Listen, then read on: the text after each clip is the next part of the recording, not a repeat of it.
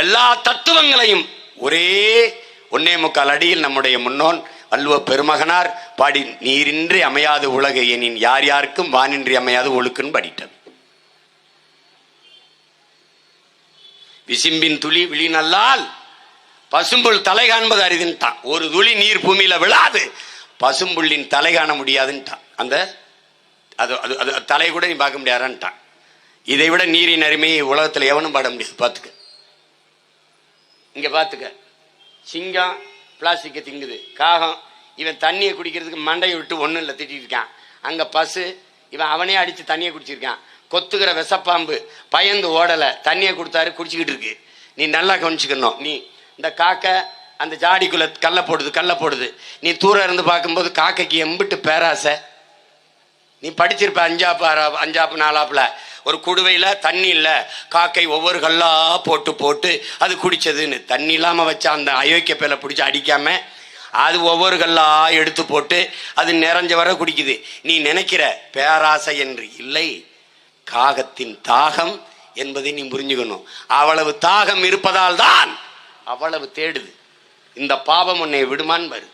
சிங்கத்தை பார்த்தா எல்லாம் பயந்து ஒண்ண, அந்த காட்டுக்குள் போய் கொழுப்படுத்து போய் நீ பிளாஸ்டிக் போத்தலை போட்டு, எங்க உங்க மகன் ஆட்சிக்கு வந்தானே நீ பிளாஸ்டிக் போட்டு பார்த்துருவோம் வச்சிரு, பேன் வந்தவன தடை, எல்லாம் வெள்ளவோ துணிப்பை, வாழை இடையில பை இருக்கு, துணியில பை இருக்கு, நார்ல பை இருக்கு, கோணி சாக்குல பை இருக்கு. ஏன் உன் துணிப்பையில வாங்கினா வராதா? நான் தடை பண்ற வரதா? மாற்று இருக்கா? இல்ல இருக்கு. எல்லாவற்றுக்கும் மாற்று இருக்கு, எல்லாவற்றிற்கும் மாற்று இருக்கு. இருக்கிறது. இயற்கை எல்லாவற்றையும் தந்திருக்கிறான். நீ தாயின் மாரில் பால் குடி, மாரை அறுத்து ரத்தம் குடிக்காதே. நீ என்ன செய்து கொண்டிருக்கிறாய்? தாயின் மாரை அறுத்து ரத்தம் குடித்துக் கொண்டிருக்கிறாய். அதான் இங்க இருக்கிற கொடுமை. இங்க பாருங்க எப்படின்னு, என்ன பாடுபடுதுன்னு பாரு. இது உலக உயிர்களுக்கு நாம் செய்யற கொடுமை. இப்ப இருந்து என்ன தெரிஞ்சுக்க, தண்ணீர் மானுட தேவை மட்டுமல்ல, உலக உயிர்களின் உயிர் தேவை. எனக்கு தாகம் என்றவனை போத்தல்லை கொடுக்கிறார்கள். காகம் என்ன செய்யும்? கொக்கு என்ன செய்யும்? நாய் என்ன செய்யும்? நரி என்ன செய்யும்? ஒரு தடவை சிந்தித்து பாருங்கள் என் அன்பு சொந்தங்கள், ஒரே ஒரு முறை சிந்தித்து பாருங்கள். இதை பற்றி இவர்கள் சிந்திக்க மாட்டார்கள். இந்த தண்ணியை பற்றி அவர்களுக்கு கவலை இல்லை. டாஸ்மார்க்கில் விற்கிற தண்ணியை பற்றி தான் இந்த ஆட்சியாளர்கள் அதிகம் கவலைப்படுவார்கள், சிந்திப்பார்கள். பூமினா நினைக்கிற வெறும் மண்ணுன்னு நினைக்கிற இல்லை. நம் தாய், நம் தாயின் மடி. முத்தமிழ் பேரறிஞர் ஐயா வைரமுத்தவர்கள் சொல்லுகிறார்கள், தாய்ப்பாலும் மண்ணும் பாலும் தாய்ப்பாலும் எளிதாக கிடைப்பதால் மானுட சமூகம் மதிப்பதில்லைன்னு. இது காலு கீழே மிதிக்க விடுதில்ல, அதனால அவனுக்கு இழிவா தெரியுது. ஐயா கவிக்கோ அப்துல் ரஹ்மான், என் அன்பு பிள்ளைகளே, அந்த கவிதையை நல்லா கவனிங்க. உன்னை பெற்றவள் நீ இறந்தவுடன் பிணம் என்று தள்ளி விடுகிறாள். வயிற்றிலே 10 மாதம் சுமந்தவள் தன் கருவறையிலே, உயிர் கருவறையில வைத்து உன் உயிரை பிரசவித்தவள் நீ இறந்தால் பிணம் என்று தள்ளிவிடுகிறார்கள். உன் உடன் பிறந்தார்கள் உறவுகள் பிணம் என்று தள்ளிவிடுகிறார்கள். எல்லாரும் நிராகரித்ததை மறுபடியும் வா என்று தன் வயிற்றுக்குள் வாங்கிக் கொள்பவள் இந்த பூமி தாய்தான் என்கிறார். நீ ஆழமா கவனிச்சுக்கணும், இதை நல்லா புரிஞ்சுக்கணும் நீ. அதனால அதன் அருமை தெரியாம நம்ம அதான் எங்களுடைய ஈழத்து பாவேந்தன் புதுவை ரத்தினதுரை எங்கள் அண்ணன், உங்கள் தாய் நிலத்தை பேரன்பு கொண்டு காதலியுங்கள் என் அன்பான மக்களே. உங்களை பெற்ற தாயோ 10 மாதம் தான் உங்களை கருவறையில் சுமக்கிறார். ஆனால் இந்த பூமி தாயோ உங்கள் வாழ்நாள் முழுக்க உங்களை சுமக்கிறார். நீங்க பிறந்த உடனே அன்னையின் மடியில் இருந்து அடுத்தடி எடுத்து வைத்தது அவள் நெஞ்சில் தானே, அவள் மடியில் தானே. நீங்கள் இறந்த பிறகு புதைந்தோ எரிந்தோ சாம்பலாவதும் அவள் நெஞ்சில் தானே. அதனால் என் அன்பு மக்களே, பேரன்பு கொண்ட உங்கள் தாய் நிலத்தை காதலியுங்கள் என்கிறார். இல்ல பூமிங்கிறது வெறும் மண்ணும் நினைக்காத, பல லட்சக்கணக்கான உயிர்களின் திரட்சி தான் நீ பார்க்கிற இந்த மண். நீ செடிக்கு தண்ணி ஊத்துற, அதை செடிகள் எடுத்துக்கொள்ள முடியாது. மரத்துக்கு தண்ணி ஊத்துற, மரம் எடுத்துக்கொள்ள முடியாது. அதன் வேர்களில் இருக்கிற கண்ணுக்கு தெரியாத நுண்ணுயிர்கள், பல லட்சக்கணக்கான உயிர்கள், பூஞ்சை, காளான், பாக்டீரியாக்கள் தங்கள் உணவுக்கு அதை உண்டு அதை மரம் செடி கொடிகளுக்கு உணவாக மாற்றி கொடுக்கிற மகத்தான பணியை கண்ணுக்கு தெரியாத நுண்ணுயிர்கள் செய்கிறது. அதை கொல்வதற்கு நீ ஒரு வழி வைத்திருக்கிறாய். அதன் வேரிலே நச்சு பாக்டம்பாஸ் 60, 20 பொட்டாசியம் சல்பேட் நச்சு உரங்களை கொட்டி கொண்டு விடுகிறாய். இதான் அங்க இருக்கிற கொடுமை. நீ பெரிய, எங்க அப்பா கேட்டாங்க, நம்மால் வரப்பா, நீ பெரிய அறிவாளி தானடா, பெரிய விஞ்ஞானி தானடா, சந்திரமண்டலத்துல அனுப்புறாயிலடா, தோசமாவை புளிக்க வச்சு காட்டுறான்னு. பதில் இருக்கா அவன்கிட்ட? பாலை தயிராக்கி காட்டு, தோசமாவை புளிக்க வைத்து காட்டு. உன் அறிவியலால் முடியாது. இது யாரு புளிக்க வைக்கிறா? கண்ணுக்கு தெரியாத பாக்டீரியாக்கள், பூஞ்சை, காளான்கள். அவன்தான் பெரிய சயின்டிஸ்ட். நீ செத்து போனாய், உன் உடலை தின்னு தின்னு மண்ணோடு கொண்டு சேர்ப்பிப்பவன் அவன்தான். அதெல்லாம் நாம் அறிந்துக்கிறது இல்லை, அதை பத்தி கவலைப்படுறதும் இல்லை. இது வெறும் மண்ணு, அவ்வளவுதான். மண் இல்லை, நம் தாய், நம் அன்னை, பெத்த தாயை மூஞ்சியில காரி துப்புனா அப்படி இருக்கும், குப்பையை கொண்டு கொட்டினா அப்படி இருக்கும். அப்படித்தான் கொட்டி வச்சிருக்க, பாத்துக்க. இது மண்ணோடு மண்ணாக என்று மக்கி போவது. சொல்லு, பூக்களால் மூட வேண்டிய போர்த்த வேண்டிய உன் பூமி தாயின் முகத்தை எப்படிப்பட்ட கழிவுகளை வச்சு மூடியிருக்க என்பது. இது எத்தனை ஆயிரம் ஆண்டுகளில் இது சரி செய்வ? எப்படி சரி செய்வ? கடலில் நதி எங்கு கலக்கிறது? பிளாஸ்டிக் கழிவுகள் தான் கலக்கிறதுங்கிறார் ஐயா வைரமுத்தவர்கள். இதை அறிவார்ந்த தமிழ் சமூக தம்பி தங்கைகள் புரிஞ்சுக்கணும். பூமின்னா என்ன? சும்மா இவங்க ஏதோ பேசிருப்பாங்க, சுற்றுச்சூழலும்பா அதுவும்பா. உன் மேல அக்கறை இருக்கிற பிள்ளைகளை தவிர, இந்த மண்ணை இந்த மக்களை பேரன்பு கொண்டு காதலிக்கிற பிள்ளைகள் எங்களை தவிர எவனும் இதை உனக்கு கற்பிக்க மாட்டான். நீ ஓட்டு போட்டா என்ன, போடலான்னு என்ன. ஆனால் நாங்க நினைக்கிறோம்ல, அன்னைக்கு ஒருத்தன் சொன்னா, மணி நீர் மண்ணு மலை மணிநிலர் காடு முடையதாரன் எனக்கு கற்பிச்சான் எங்க அப்பன் நம்மாழ்வார். பூமியை பத்திரமா பார்த்துக்கணும்ப்பா, அதாப்பா நம்ம சாமின்னு. இன்னைக்கு நாங்க நினைச்சு பார்த்து பேசுறோம்ல, அன்னைக்கு நாங்கள் இல்லாது போனாலும் ஒரு தலைமுறை தஞ்சாவூர்ல முச்சந்தில் நின்று அன்னைக்கு அந்த பிள்ளைங்க கத்துனாங்கயா, அப்ப கேட்கலையாவேன் அப்படின்னு. நீ கேட்க மாட்ட.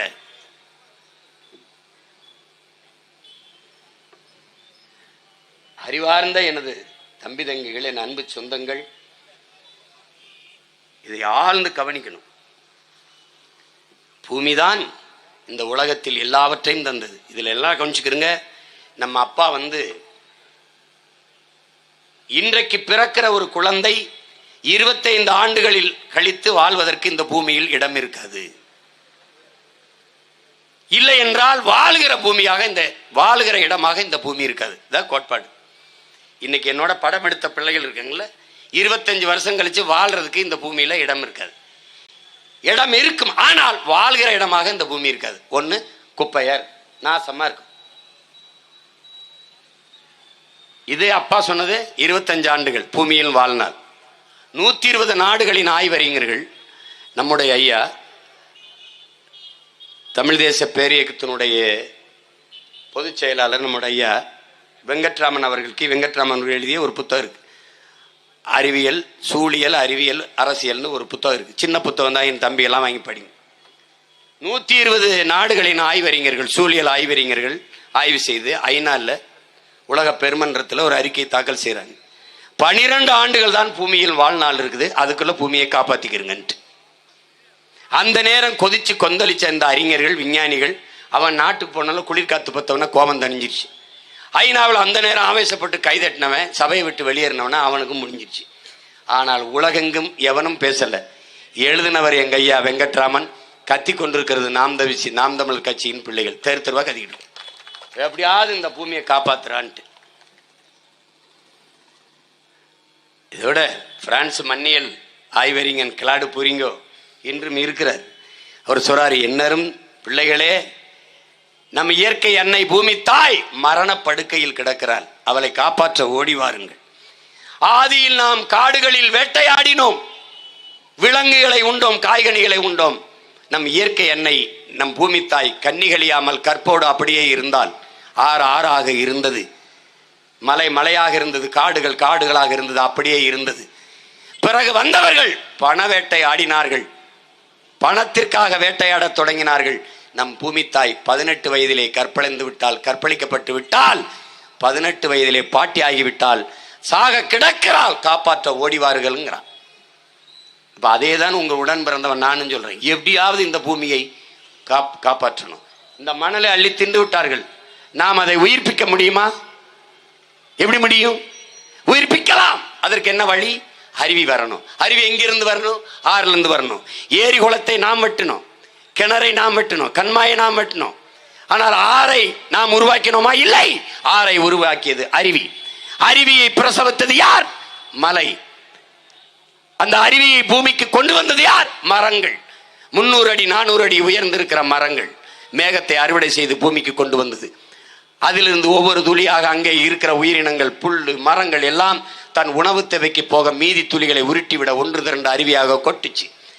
அங்கே அருவி ஓடி வருகிற போது அங்கே இருக்கிற சிறு குறு கற்களை ஒன்னோட ஒன்று உரச விட்டு மணலாக மேலே படர விட்டது. அதான் ஆத்து மணல்.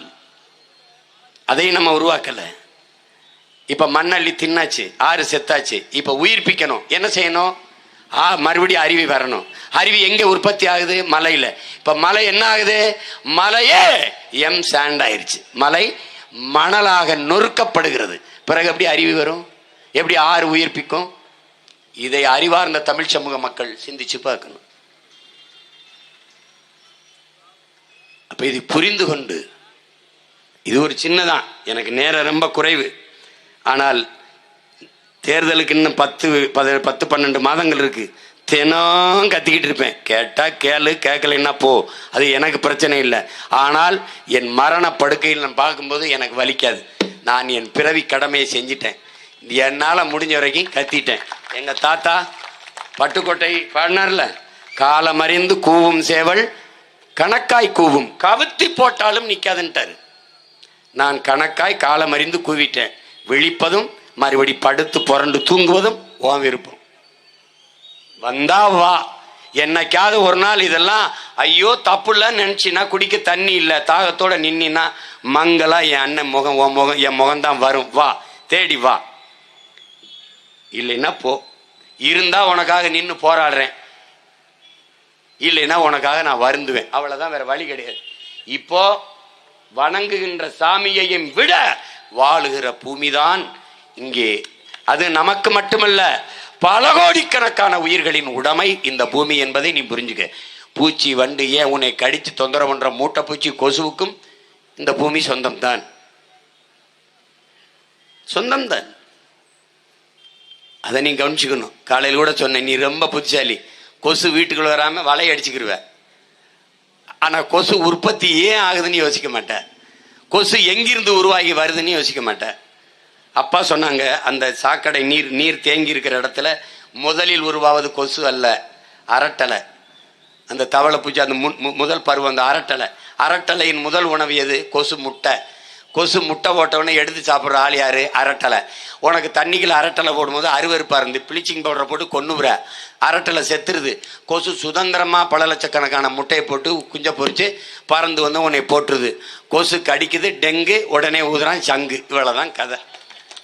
இப்போ நீ கொசு ஒழிக்கிறது இல்லை, அது கொசுவுக்கு கொசுவுக்கு பயந்துக்கிட்டு கோட்டை வீடு இங்கே அடைச்சிரு, இடம் தெரியுது, இங்கே வளைய போடு, கருமம். அதை ஒளிடா. இவ்வளவு குப்பையை கொண்டு கொட்டினா அங்கிருந்து என்ன வரும்? கொசு தான் வரும். அறிவார்ந்த தமிழ் சமூக மக்கள், என்னரும் தம்பி தங்கைகள், நீரின்றி அமையாது உலகு என்பது உண்மை. ஆனால் காடின்றி அமையாது நாடு என்பதும் உண்மை. காற்றின்றி எவ்வுயிரும் உலகில் வாழாது என்பதுதான் பேருண்மை என்பதை புரிந்து கொண்டு, பெருமனே வீசுகிற நச்சுக்காற்றை மூச்சு காற்றாக மாற்றி தருகிற பணியை மரங்கள் செய்கிறது என்பதை மறந்து விடாது, ஒவ்வொரு என் தம்பி தங்கைகளும் உங்கள் பிறந்த நாள் வயது 5 மரக்கன்றுகள் நடுங்கள். உங்கள் பிறந்தது 25 ஆண்டுகளா, 25 மரக்கன்றுகளை நடுங்கள். நட்டு உங்களுக்கு பிடித்தமான பெயர்களை வைங்கள். தாத்தா பெயர், பாட்டி பெயர், குலதெய்வத்தின் பெயர், உங்களுக்கு எந்த பெயர், உங்கள் காதலி முன்பு காதலித்து விட்ட பெண், அந்த பெண் ஞாபகம் வருதா வச்சு விடு. இப்ப காதலிச்சிருக்க பெண் ஞாபகம் வருதா வச்சு விடு. எந்த பேர் வருதா வச்சு விடு. ரொம்ப கோபமா இருக்கு, இவனை பார்க்கும் போதெல்லாம் கோபமா இருக்கா, நம்ம ஆளுங்க நிறைய பேர் இருக்கா, நமக்கு எரிச்சல் வர்ற மாதிரி கோபம், அவன் பேரை கூட வச்சு விடு. ஆனால் கோபத்தில் அவன் பேரை வச்சுட்டு தண்ணி ஊத்த மறந்துடாத. தயவு செய்து வை. இல்லை என்றால் உங்க அண்ணன் அதுக்கும் ஆட்சிக்கு வந்து மரம் நடுவதை மக்கள் இயக்கமாச்சு. நான் பல கோடி பனை திட்டம்னு அன்னைக்கு சிரித்தவர்கள் இப்போது காவிரி கரை நெடுக பனைமரம் நடுவோம் என்றிருக்கிறார்கள். நடுவோம் என்ற அறிக்கை, அவ்வளவுதான், அவ்வளவுதான். அதை நன்றாக கவனித்து வைத்துக் கொள்ளுங்கள். இந்த பல கோடி பனை திட்டம், 10 ஆண்டு பசுமை திட்டம் என்பது நம்முடைய திட்டம். மரக்கண்டு 10 மரக்கண்டுகளை நட்டு என் பிள்ளை காட்டிவிட்டால் வகுப்பறையில் பரீட்சை தேர்விலே 10 மதிப்பெண்கள் கூடுதலாக பிராக்டிக்கல் மதிப்பெண்கள் கொடுக்கும்.